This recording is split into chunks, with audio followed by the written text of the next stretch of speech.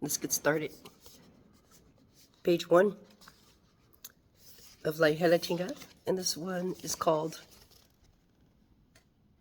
La Hija de la Chingada. My mother never said that to me because my mother never spoke a foul word. But I definitely was in her thoughts as Hija de la Chingada. Yeah. So instead she called me Barbara.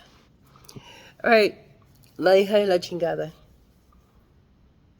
La chingada, a term deeply embedded in the Mexican vernacular, is often heard as casual conversation and is sometimes a bit crass. It's a word with a punch, generally pointing towards less than ideal situations or feelings. This expression finds its roots in the verb chingar, which, let's just say, isn't the kind of word you'd use in polite company. It means to fuck. How a single phrase can shed light on the depth of a culture is truly captivating.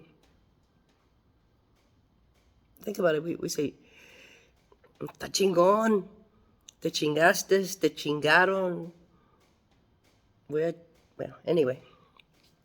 In my journey, this term resonates personally as I too identify as La Hija de la Chingada, a child of this profound and multifaceted cultural legacy.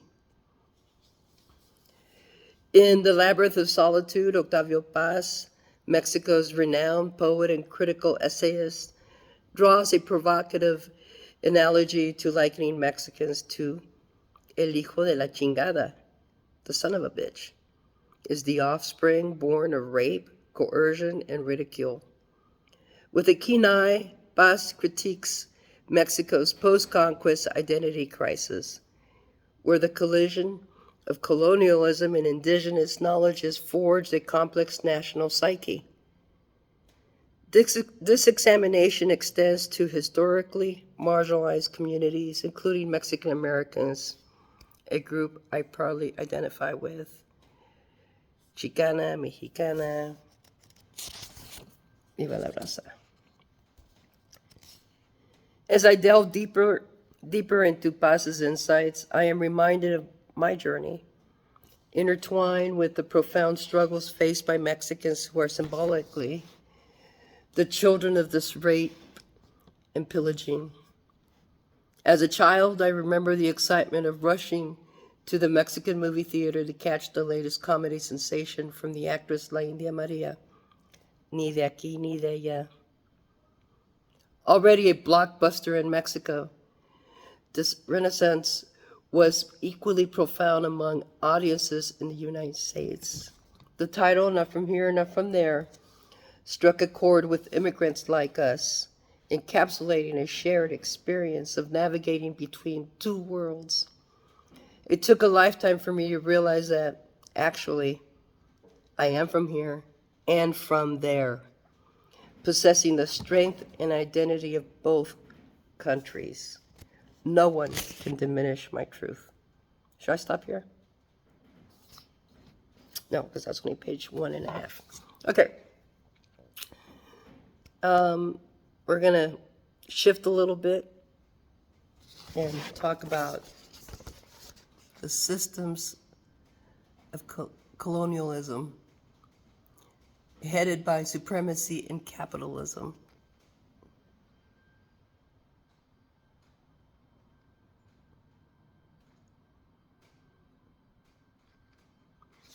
All of this, at the end of the day, causes trauma, it causes inflammation, it causes diseases. All right. And this was adapted by my wife, Futura Doctora Serena Payan, from original work by Rupa Maria, MD. The interconnected systems of supremacy and capitalism, as detailed in a crucial diagram by Dr. Rupa Maria, underscored much of the legacy of colonialism, which perpetuates trauma and inflammation. This diagram splits into two main branches, supremacy and capitalism. Under supremacy, subcategories include white supremacy, male supremacy, patriarchy, and human supremacy, which each leading to specific oppressive outcomes. White supremacy manifests through slavery, genocides, and racism. Male supremacy contributes to society issues like machismo, invisible labor, femicide, domestic violence, and child abuse. Human supremacy is linked to ecological damage, climate change, labeled as ecocide. These oppressive outcomes under supremacy connect to capitalism, which is characterized by exploitation of for economic gain, such as cheap labor, cultural appropriation, and resource extraction. This exploitation not only depletes physical and cultural resources, but also results in widespread trauma that leads to inflammation, such as in me, sarcoidosis. And I interject a little something here. I didn't know I had sarcoidosis until after I went through a major physical ordeal, which was having to lose my restaurant and fighting for that restaurant. Probably the whole time I was there, 2.5 years, I created it, and then I had to fight for it because I wasn't fighting to keep it. I was fighting to keep it true to the cultural integrity, and there was a shift there. What are we at? 6 minutes? We're good. All right. In that shift, in that fight, it was violent. It was an attack against my integrity, and I had to choose. And that brought out my sarcoidosis. I could see it now. I couldn't see it when I was in it.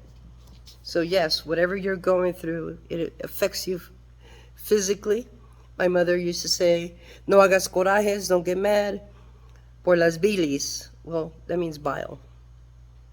And you know what that does, right, to your body. If not, look it up. Googlealo. Dr. Marriott work illustrates how these systems are not isolated but are deeply intertwined, contributing to ongoing social and health crisis. Pinche mosca cabrona, váyase. She advocates for addressing these root causes through comprehensive change in how we view and treat health, recognizing the need for healing that extends beyond individual bodies to include societal structures. What are the societal structures? The systems of colonialism.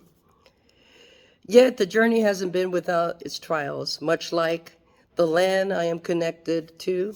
The violence of colonization persists.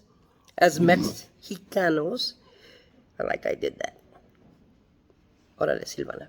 As Mexicanos, we have experienced intellectual extraction, theft, and abuse through incidents like when the United States stole 55% of Mexico's territory in the mid-1800s, or the call for cheap labor directed south of the political border only to later force the exploited laborers back home through dehumanizing expatriation and wetback roundups.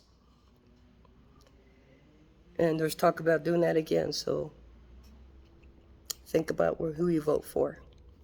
The United States history is rife with examples of power fueled by its insatiable need for land and bodies. Where are we at? Oh, I'll have to finish this up.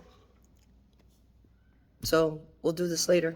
Thank you for listening. I'm going to be editing and rewriting this book soon, so we'll see. But it will be a limited release November and December by popular demand.